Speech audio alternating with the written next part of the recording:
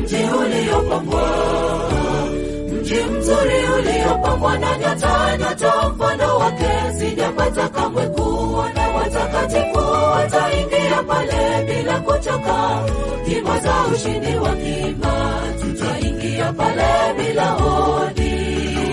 Maana sisi ni wenyeji, natamani nifike pale nimwone Mwokozi wangu, nikae makao ya kifalme.